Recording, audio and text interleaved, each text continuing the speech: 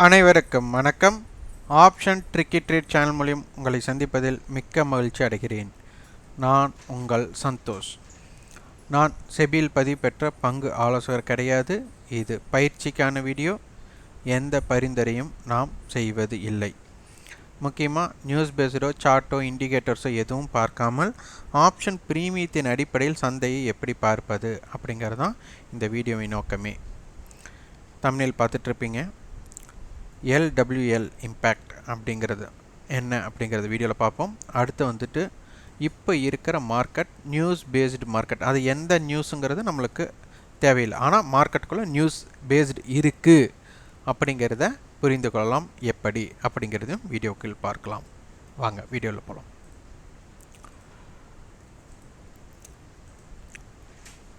Nifty பார்த்திங்கன்னா நம்மளுக்கு இன்றைய ஆரம்பமான விலை 17,066. நேற்று முடிவுற்ற விலை பார்த்திங்கன்னா 17,100. அப்போ இந்த இடத்துல நம்மளுக்கு ஒரு 30 புள்ளிகள் நம்மளுக்கு குறைவாக ஆரம்பமாகிறது. இன்று ஆரம்பமான புள்ளியே ஹை அப்படிங்கிற மாதிரி இருக்குது. அப்போது ஓப்பனும் ஹையும் சேம். அப்போ அதற்கு கீழே தான் சந்தை இருக்க வாய்ப்பு அதிகம். ப்ரீவியஸ் க்ளோஸுக்கு கீழ் இதுவும் சந்தை இருக்க வாய்ப்பு. அப்போது இந்த இடத்தில் நம்மளுக்கு என்னென்ன இம்பேக்ட் ஆகிருக்கு, இந்த ஜோன் இப்போ இன்றைக்கி இப்படி ஆனதுக்கு ஒரு குறிப்பு எடுத்துக்கோங்க. இன்றைக்கி என்ன நடந்துள்ளது அப்படிங்கிறத பார்க்கணும். சந்தை பார்த்திங்கன்னா நம்மளுக்கு லோ 16,828. இந்த 16,828 என்பது மிக முக்கியமான புள்ளி. காரணம் நம்மளுக்கு இப்போது தெரிந்து கொள்ள வேண்டும்.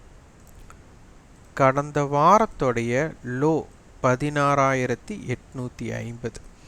அப்போ நேற்று சந்தை முடிவுற்ற விலை 17,100. இந்த இடத்துல வந்து லாஸ்ட் வீக் லோ அப்படிங்கிறத பிரேக் ஆகிருக்கு. லாஸ்ட் வீக் லோ அப்படிங்கிறது 16,850. அப்போ இதை பிரேக் பண்ணினதுக்கப்புறம் சந்தைக்கு என்ன வேண்டும், அதாவது சந்தையில் இருக்கிறவங்க அனைவருமே பயந்திருந்தால், பயம் அப்படிங்கிறது வந்திருந்தால் இந்த இடத்துல செல்லிங் ப்ரெஷர் அப்படிங்கிறது வந்திருக்கும். அப்போது செல்லிங் ப்ரெஷர் வராமல் இருந்தது காரணம்னா, போன முறை 16,850 அப்படிங்கிற மார்க்கெட் லோ வரும்போது நம்மளுக்கு க்ளோஸ், அதற்கு முந்தைய நாள் க்ளோஸ் பார்த்திங்கன்னா 16,972. அடுத்த நாள் ஓப்பன் அப்படிங்கிறது பார்த்திங்கன்னா நம்மளுக்கு 16,994. இப்போ ப்ரீவியஸ் க்ளோஸ்க்கு சற்று மேலே முடிஞ்சு கீழே 16,850 இருக்கிறதுலே அனைத்து லோவையும் பிரேக் பண்ணிவிட்டு மீண்டும் நம்மளுக்கு ஓப்பனுக்கு மேலே நம்மளுக்கு க்ளோசிங் கிடைச்சிருக்கு. சாரி, கொஞ்சம் மாற்று. நம்மளுக்கு ஓப்பன் அப்படிங்கிற இடத்திற்கு மேல் இல்லாமல் சற்று அருகாமையில் நம்மளுக்கு க்ளோசிங் கிடச்சிருக்கு. அப்போ 16,850 போகும்போது அவங்க ஓப்பன் பிலோ க்ளோசிங் கொடுத்துருக்காங்க. ஆனால் சந்தை அதற்கு முந்தைய நாளோட ஹையை பிரேக் பண்ணியிருக்கு, முந்தைய நாள் லோவை பிரேக் பண்ணிவிட்டு அந்த லோ அப்படிங்கிறது 16,938. ஸோ இந்த 16,850 பிரேக் பண்ணும்போது கடந்த வாரத்தோடைய லோவை பிரேக் பண்ண மார்க்கெட்டுக்கு செல்லிங் வரணுமா இல்லை பையிங் வரணுமா அப்படிங்கிறது ரொம்ப முக்கியம். இந்த லோவுக்கு கீழ் நிலை பெற்றிருந்தால், இந்த லோவுக்கு கீழ் முடிவு பெற்றிருந்தால், அதாவது சஸ்டெயினும் ஆயிருக்கணும், க்ளோசிங்கும் ஆயிருந்தால் சந்தைக்கு செல்லிங் ப்ரெஷர் வரக்கூடிய வாய்ப்புகள் இருந்திருக்கலாம். இது ரொம்ப ரொம்ப மிக முக்கியமான குறிப்பு. அப்போது அந்த லோவை பிரேக் பண்ணதுக்கப்புறம் சந்தை இன்றைக்கி என்ன ஆயிருக்குன்னா மேல் நோக்கி வந்திருக்கு. அப்போ இந்த இடத்துல என்னென்னா டபுள் பாட்டம் அப்படிங்கிற விஷயம், இங்கே நடந்திருக்கு. ஏன்னா முந்தைய லோ 16,850, இன்றைய லோ 16,828. இந்த இடத்துல ஒரே ஒரு விஷயம் என்ன இருக்குன்னா, இன்றைக்கி ஓப்பனுக்கு மேலே க்ளோசிங் கிடச்சிருக்கு, இன்றைக்கி ஓப்பன் பிலோ க்ளோசிங் கிடச்சிருக்கு. அப்போது சந்தை இந்த 16,828 16,850 கீழே முடிவுற்றால் சந்தையோட நிலை என்னவாக இருக்கும் அப்படிங்கிறதையும் குறிப்பை எடுத்து பாருங்கள். அதற்கு அடுத்தது சந்தை பார்த்திங்கன்னா நம்மளுக்கு ஸ்பாட் 16,988, ஃபியூச்சர் 17,037. அப்போ கிட்டத்தட்ட சந்தைக்கு ஒரு 40 புள்ளிகள் 50 புள்ளிகளை பக்கம் ப்ரீமியத்தில் இருக்குது. நேற்று முடிவுற்ற விலையிலிருந்து 17.100 மார்க்கெட் முடிஞ்சது பார்த்தீங்கன்னா கிட்டத்தட்ட ஒரு 112 புள்ளிகள் மைனஸில். அப்போ இவங்க முடிஞ்ச பிளேஸிலிருந்து ஃபியூச்சர் முடிஞ்ச பிளேஸிலிருந்து 112 புள்ளிகளை கழிச்சுன்னா 17,160 அந்த ரேஞ்ச் இருக்கணும். ஆனால் மார்க்கெட் இருக்கிறது 17,037. அப்போ 17,060 பார்க்க போனால் கிட்டத்தட்ட ஒரு 23 புள்ளிகள் ப்ரீமியம் கரைந்துள்ளது. இந்த கரைவு யாருக்கு சாதகம் யாருக்கு பாதகம் அப்படின்னு கேட்டால், லோலிருந்து மார்க்கெட் ரெக்கவர் ஆகும்போது கால் ஆப்ஷனுடைய ஏற்றம் தடைப்பட்டிருக்கும். ஏன்னா ப்ரீமியம் வந்து எரோட்டாயிருக்கு. மார்க்கெட் வந்துட்டு ஏறும்போது புட் ஆப்ஷன்ஸோட ப்ரீமியம் நல்லா இறங்கணும். அந்த இறக்கத்தை தடுக்கக்கூடிய வாய்ப்பு இந்த விஷயத்திற்கு உண்டு அப்படிங்கிறத பார்க்கணும். அடுத்தது மார்க்கெட் ஹையிலிருந்து நம்மளுக்கு லோ அப்படிங்கிற விஷயம். அப்போ ஹை டு க்ளோசிங் 50 புள்ளிகள், லோலிருந்து பார்த்திங்கன்னா 150 புள்ளிகள். அப்போ என்ன ஆயிருக்கு இந்த இடத்துல, லோலிருந்து பெரிய ஏற்றம். அப்போது அது டிமாண்ட். அப்போது மார்க்கெட்டுக்கு என்னதான் இருந்தாலும் ஓப்பன் ஹைங்கும்போது இது நல்ல ஒரு ரெசிஸ்டன்ஸ் தான். அப்போ இந்த இடத்துல லோலிருந்து இந்த பாயிண்ட்ஸ் நம்ம ரெக்கவர் அப்படிங்கும்போது கிட்டத்தட்ட 150 புள்ளிகள் ரெக்கவருங்கும்போது 1% அருகாமையில் இருக்குது ரெக்கவர். இது ரொம்ப ரொம்ப முக்கியமான விஷயம். இந்த இதை நோட் பண்ணி வச்சுக்கோங்க. இதை நோட் பண்ணி என்ன செய்வது அப்படின்னு கூட சிலருக்கு கேள்விகள் தோன்றலாம். இந்த கேள்விக்கு காரணம் என்னென்னா அவங்களுக்கு அறியாமை தான் சொல்லலாம். ஏன் இதை வந்து நம்ம நோட் பண்ணுங்க அப்படின்னா, இந்த மாதிரி இருக்கும்போதெல்லாம் என்ன நடந்திருக்கு அப்படிங்கிறது. சிலர் வந்துட்டு மார்க்கெட் இறங்கும்னு நினச்சிருப்பாங்க, ஆனால் மார்க்கெட் ஏறி இருக்கும். ஏன் ஏறிச்சு அப்படின்ட்டு அவங்க மன பதட்டமாகும். அதுக்கப்புறம் யாரெல்லாம் இன்றைக்கி மார்க்கெட் ஏன் இந்த இடத்துலேருந்து ஏறியது, ஏன் இந்த இடத்துலேருந்து இறங்கியது அப்படின்னு யாராச்சும் வீடியோ போட்டு அதை சர்ச் பண்ண மனசு தோணும். கடைசியில் ஒன்றுமே புரியாது. அதுக்கு காரணம் என்னென்னா, இன்றைய இறக்கத்திற்கு என்னென்ன காரணிகள் அப்படின்னு நீங்கள் குறிப்பெடுத்தீங்களோ, அப்போது மார்க்கெட் இறங்காமல் ஏறுனதுன்னா அப்போ அந்த குறிப்பு எதுவுமே நம்மளுக்கு வேலை செய்யலைன்னு அர்த்தம். அப்போ அந்த குறிப்புக்கு அப்பாற்பட்டு ஏறுவதற்கு என்னென்ன குறிப்பு இருந்ததோ அதை நீங்கள் வந்துட்டு பார்க்கணும். அதை பார்த்து ஆய்வு செஞ்சால் தான் சந்தை இறங்கணும்னு நினச்சோம், ஆனால் அந்த இடத்துலேருந்து ஏறியது ஏன் அப்படிங்கிற விஷயம் உங்களுக்கு புரியும். நிறைய பேர் இது செய்ய மாட்டாங்க. நான் நினச்சேன் இறங்குன்னு தான் நினச்சேன், ஆனால் மார்க்கெட் இறங்காமல் ஏறிட்டான், ஏமாற்றிட்டான், மார்க்கெட்டை ஏமாற்றும் பொருள் அப்படின்ட்டு மார்க்கெட்டை வசைபாடுவதாக அமைந்துவிடும். அப்போது இந்த மாதிரி பண்ணக்கூடாது. அப்போ மார்க்கெட்டை வந்துட்டு நீங்கள் என்ன நினச்சிங்களோ அதுக்கு மாற்றம் நடந்திருக்குன்னா அப்போ வேறு என்னென்ன காரணிகள் இருக்குது, நம்ம என்ன பார்க்க முட்டோம் அப்படிங்கிறது ரிசர்ச் செய்யணும். ஆய்வுகள் செய்ய தான் நம்மளுக்கு வந்துட்டு ஒரு விஷயத்தின் கூர்மை அடைய முடியும்.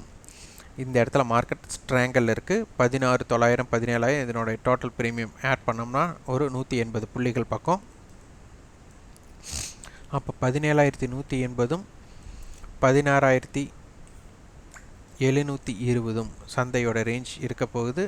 இதனுடைய நடுநிலை 16,950. இது வந்து நடுநிலையாகி இருக்க போகிறது. அப்போ இன்றைய லோ இன்றைய ஹை ரெண்டுமே இதற்குட்பட்டு தான் இருக்கிறது. நியூஸ் பேஸ்டு மார்க்கெட் அப்படின்னு சொன்னதுக்கு ஒரு முக்கிய காரணம் இம்ப்ளைடு வாலட்டிலிட்டி. நேற்றைய இம்ப்ளைடு வாலிட்டி இன்றைய இம்ப்ளைடு வாலிட்டி செக் பண்ணுங்கள், உயர்ந்துள்ளது. மிகைப்படுத்த மதிப்பு மீண்டும் ஒரு நினைவூட்டல் தான். இது பார்த்தவர்களுக்கு என்னடா சொல்கிறதே சொன்னதாக இருக்கும், புதியவர்களுக்கு இது ஒரு வாய்ப்பாகவும் அமையலாம். அதனால் ரெண்டு பேர்த்துக்குமே பழையவர்கள் கொஞ்சம் பொறுத்தருள்க. ஒரு பண்டிகை நாட்களுக்கும் ஒரு சாதாரண நாட்களுக்கும், இப்போ நீங்கள் பூக்கள் மார்க்கெட்டுக்கு போகிறீங்க, பூ வாங்கன்னு நினைக்கிறீங்க, நார்மல் டேஸ் அப்படி பார்த்தீங்கன்னா அதுக்கு வந்து ஒரு விலை இருக்கும். பண்டிகை நாள் ஃபெஸ்டிவல் செஷன் அப்படிங்கும்போது அந்த இடத்துல வந்து ப்ரைஸ் வந்து இன்க்ரீஸாக இருக்கும். நீங்கள் நினைக்கலாம் எப்போவுமே டிமாண்ட் அப்படிங்கிறதுனால இருக்குன்ட்டு. இது வந்து சாதாரண டிமாண்ட் கிடையாது, ஆர்டிஃபிஷியல் டிமாண்ட். ஏன்னா இந்த இடத்துல ஒரு பொருளை வாங்காமல் தவிர்க்க இயலாது. அப்போ கட்டாயமாக வாங்கியே தீர வேண்டும். அதுபோல் சந்தை வந்து நம்மளுக்கு ஹெட்ஜிங் பர்பஸுக்காக தான் இந்த ஆப்ஷன் ப்ரீமியத்தை பயன்படுத்துகிறாங்க. ஒரு நியூஸ் பேஸ்டுங்கும்போது ஒரு மொமெண்டம் நல்ல ஒரு அப் ஆர் டவுன் இருக்கலாம் அப்படிங்கிறது நம்மளுக்கு சந்தையில் இருக்கிறவங்களுக்கு தெரியும். அப்போ எப்படி இருந்தாலும் கட்டாயமாக என்ன விலையை கூறினாலும் அதனை இவர்கள் பயன்படுத்த போகிறார்கள் அப்படிங்கிறது நம்மளுக்கு என்எஸ்சிக்கு தெரியும். ஸோ அதனால வந்து அவங்க ஐவியை இன்க்ரீஸ் பண்ணுறாங்க. அப்போ அவங்க ஐவியை இன்க்ரீஸ் பண்ணுறதுனால இந்த ஐவி அப்படிங்கிறது வந்து ஒரு டிமாண்ட் அண்டு சப்ளைனால் உருவாவது கிடையாது. இது என்எஸ்சியால் செய்யக்கூடிய ஒரு விஷயம். அப்போது மார்க்கெட்டில் இந்த அளவுக்கு ஒரு மொமெண்டம் இருக்குது அப்படின்னா இங்கே 10 ரூபா பொருளை 20 ரூபாய்க்கு விற்கலாம் அப்படின்னு செட் பண்ணுறாங்க. அப்போ 20 ரூபாய்க்கு செட் பண்ணும்போது வாங்குபவரும் வாங்கி தாங்கணும், விற்பவரும் விற்று தான் ஆகணும். இதில் சிலருக்கு மாற்று கருத்துகள் இருக்கலாம். அதனால் மாற்று கருத்து இருப்பவர்களுக்காக இந்த வீடியோ பதிவில் இதை நீங்கள் தவிர்த்து போயிடுங்க. நம்ம சொல்கிற விஷயம் உங்களுக்கு வந்துட்டு மாற்று கருத்தாக இருந்ததுன்னா இதனை நீங்கள் பார்க்க வேண்டாம், இந்த விஷயத்தை நீங்கள் ஏற்றுக்க வேண்டாம். இது யாருக்கெல்லாம் தேவைப்படுகிறதோ அவர்கள் மட்டும் பின்பற்றி கொள்ளுங்கள். அப்போது பையர் அப்படிங்கிறவங்க ஒரு 10 ரூபா பொருள் 20 ரூபாய்க்கு கிடைக்கும்போது 10 ரூபா ஆல்ரெடி ஏற்கனவே வச்சு கொடுத்து வாங்குறாங்க. இது செல்லரோட பாயிண்ட் ஆஃப் வியூவில் பார்க்கும்போது ஒரு 10 ரூபா பொருளை 20 ரூபாய்க்கு விற்பது அவங்களுக்கு, ஏன்னா 10 ரூபா பொருள் 10 ரூபா ஜீரோனா அவங்களோட இம்பேக்டடும், 20 ரூபா பொருள் ஜீரோனா அவங்களோட இம்பேக்டட். அதன் அடிப்படையில் நீங்கள் பார்க்கணும். அப்போ இதில் ஒரு நியூஸ் பேஸ்டு இருக்குது. அது என்ன நியூஸ் அப்படிங்கிறது நம்மளுக்கு தெரிய வேண்டாம். ஆக மொத்தம் நியூஸ் பேஸ்டு அப்படி இருக்குதுன்னு அர்த்தம். இதனோட சந்தையோட குறுகிய level 16,893 to 17,114, wide range 16,779 to 17,221. Resistance பார்த்தீங்கன்னா 17,075, 17,114, 17,169. சப்போர்ட் லெவல் 16,958, 16,893, 16,831 இருக்கும்.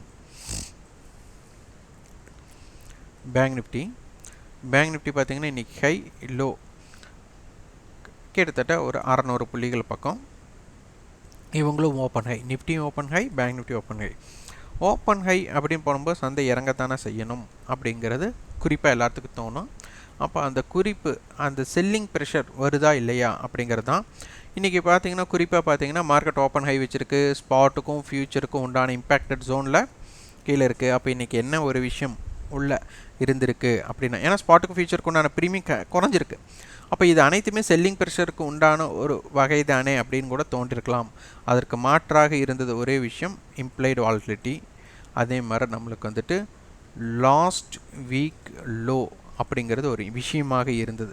அப்போ இது நிஃப்டி பார்த்திங்கன்னா நம்மளுக்கு லாஸ்ட் வீக் லோ பிரேக் பண்ணியிருக்கு. இங்கே பார்த்தீங்கன்னா உங்களுக்கு தெரியும் நிஃப்டியோட லாஸ்ட் வீக்கோட லோ 16,850, அது இன்றைக்கி பிரேக் பண்ணியிருக்கு. ஆனால் பேங்க் நிஃப்டி அவ்வாறு நடக்கலை, 38,600. ஸோ இங்கே இண்டெக்ஸ் ரேஷியோ ஷார்ட்டேஜ் அப்படிங்கிற ஒரு விஷயம் உள்ளே வந்திருக்கு. அப்போ நிஃப்டி வந்துட்டு லாஸ்ட் வீக்கோட லோவை பிரேக் பண்ணி பேங்க் நிஃப்டி லாஸ்ட் வீக் லோவை பிரேக் பண்ணல.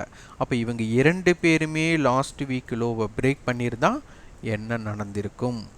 அப்போ இவர்கள் ஒருவர் லாஸ்ட் வீக்கோட லோவை பிரேக் பண்ணி ஒருத்தர் லாஸ்ட் வீக் லோவை பிரேக் பண்ணலைன்னா என்ன நடந்திருக்கு அப்படிங்கிற குறிப்பை எடுங்க.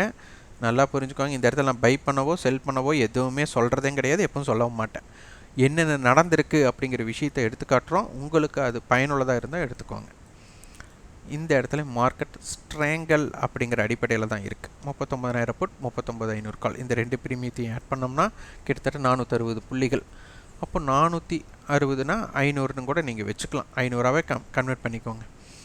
அப்போ மார்க்கெட் வந்து 40,000 அப்படிங்கிறது 38,500 இதற்கு உட்பட்டு சந்தை இருக்க அதிகமான வாய்ப்பு அப்படிங்கிறது தான் இந்த இடத்துல தென்படுகிறது. இதில் இம்ப்ளைடு வாலட்டிலிட்டி பார்த்திங்கன்னா ரொம்ப அதிகமாக இருக்குது, கிட்டத்தட்ட 20க்கு மேலேயே இருக்குது. நார்மலாக 15 தான் இருக்கும். இப்போ இந்த இடத்துல பேங்க் நிஃப்டியோட குறுகிய எல்லை அப்படின்னா 39,074 to 39,740, wide range 38,734 to 40,066. Resistance பார்த்தீங்கன்னா 39,592, 39,695, 39,785. சப்போர்ட் லெவல் 39,125, 39,011, 38,815 இருக்கும். இதற்கு அனைத்துமே நம்ம கட்டண பயிற்சி கொடுத்துட்ருக்கோம். அது மார்ச் 25ஆம் தேதி துவங்குகிறது. விருப்பம் உள்ளவர்கள் 9842610908 என்ற வாட்ஸ்அப் எனக்கு தொடர்பு கொண்டு அதன் விவரத்தை உங்கள் விருப்பத்தையும் பதிவு செய்து கொள்ளலாம். கட்டாயமாக இணைய வேண்டும் என்பது அவசியம் கிடையாது.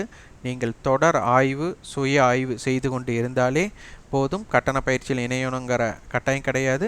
யாரிடமும் பரிந்துரை பெறாமல் நீங்களே ஒரு சுயமாக முடிவெடுப்பது மட்டுமே நீண்ட காலத்திற்கு உங்களுக்கு பயன்படும்.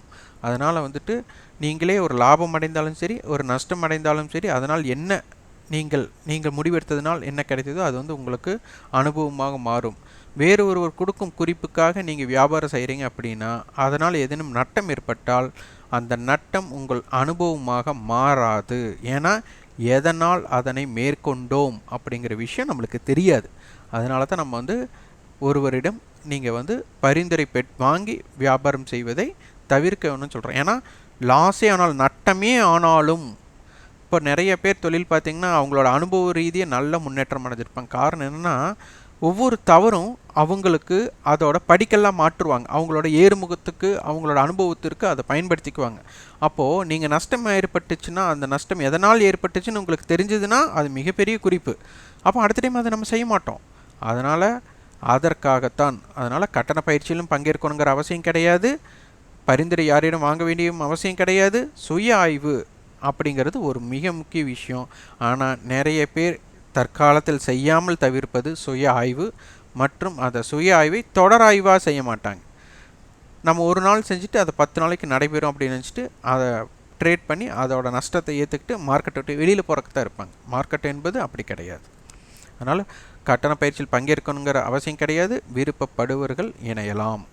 இந்த வீடியோ உங்களுக்கு பயனுள்ளதாக இருந்தால் லைக் பண்ணுங்கள், ஷேர் பண்ணுங்கள், சப்ஸ்கிரைப் பண்ணுங்கள். கண்டிப்பாக உங்களுக்கு ஃபீட்பேக்கை கமெண்ட் பாக்ஸில் பதிவு பண்ணுங்கள். லைக்ஸ் பட்டன்ஸ் கொடுங்க அப்படின்னு சொன்னால் நிறைய பேர் கொடுக்குறீங்க. அப்புறம் ஒரு நாள் 2 நாள் அதுக்கப்புறம் மிக குறைந்து விடுகிறது. அதனால் பார்ப்பவர்கள் அனைவருமே இந்த வீடியோ பிடித்திருந்தால் உங்களுக்கு விருப்பம் எனில் அந்த லைக் பட்டனை நீங்கள் கிளிக் செய்யலாம். அதே மாதிரி ஃபின்னிஃப்டியோட லெவல்ஸ் ஸ்டாக் ஆப்ஷன் தமிழ் சேனல்ஸில் தான் இனிமேல் ரெகுலராக வரும். அதனால் அதில் பார்த்து கொள்ளுங்கள். அதற்கும் ஆதரவு தாருங்கள். நன்றி, வணக்கம்.